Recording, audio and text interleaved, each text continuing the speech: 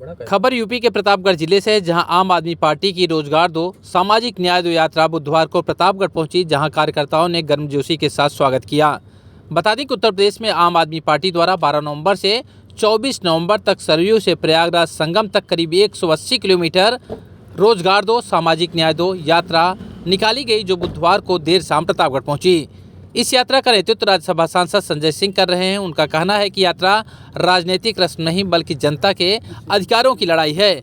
सदर मोड़ पर पहुंचने के बाद आम आदमी पार्टी के कार्यालय पर एक जनसभा का आयोजन किया गया, जिसमें राज्यसभा सांसद संजय सिंह ने संबोधन किया। उन्होंने कहा कि यात्रा पिछड़ों, दलितों, निचले तबके के लोगों को न्याय दिलाने के लिए रखी गई है। उन्होंने जनता के मुद्दों को रखकर बीजेपी सरकार पर सवालों की बौछार भी कर दी। संजय सिंह ने कहा कि बीजेपी सरकार ने रोजगार के नाम पर बड़े बड़े वायदे किए, लेकिन आज उत्तर प्रदेश बेरोजगारों की सबसे बड़ी राजधानी बनकर रह गई है।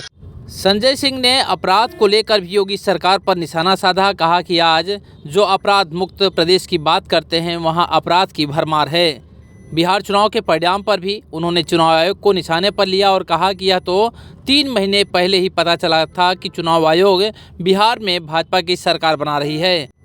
यूपी में चल रही SIR को लेकर भी संजय सिंह ने सवाल खड़ा किया और कहा कि विशेष समुदाय जिसमें मुस्लिम यादव शामिल हैं, जो कि भाजपा के मूल वोटर नहीं है, उनके करीब 2 करोड़ से अधिक वोटों को इस SIR के माध्यम से सरकार काट देगी। प्रतापगढ़ में यह यात्रा 2 दिनों तक चलेगी, जिसे लेकर कार्यकर्ताओं में खासा उत्साह है। सुनिए क्या कुछ कहा है इस यात्रा को लेकर संजय सिंह ने।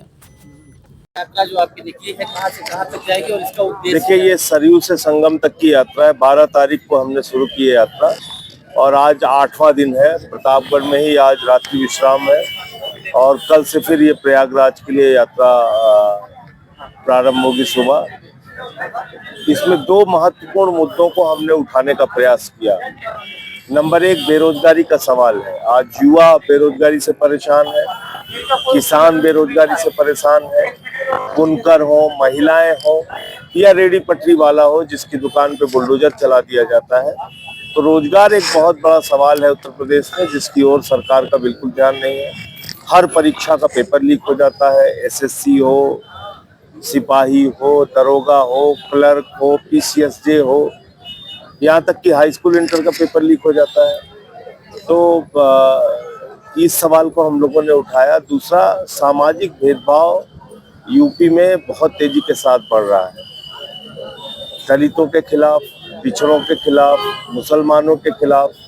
कभी हम देखते हैं कथावाचक कसीर मुड़वा दिया जाता है, कभी हम देखते हैं रायबरेली में हरिओम वाल्मीकि की मॉब लिंचिंग करके हत्या कर दी जाती है, कभी हम देखते हैं पासी समाज के एक बुजुर्ग को पेशाब कटवाई जाती है, CRPF के एक जवान को घोड़ी पे नहीं चढ़ने दिया जाता है। तो ये जो एक भेदभाव की राजनीति चल रही है, हम उसके भी खिलाफ है और पूरी यात्रा को जबरदस्त जन समर्थन रास्ते में मिला।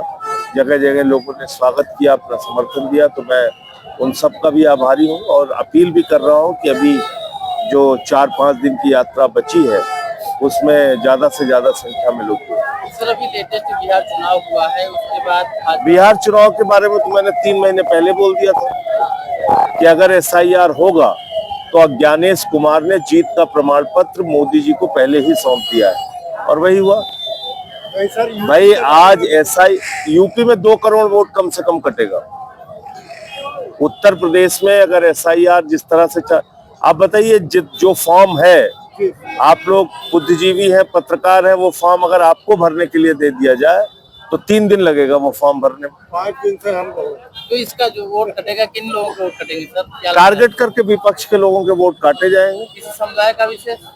मुसलमानों का वोट काटा जाएगा, यादवों का वोट काटा जाएगा, जो पिछड़े वर्ग के लोग हैं उनका वोट, जो बीजेपी को वोट नहीं करता है परंपरागत रूप से, उनके वोट काटे जाएंगे।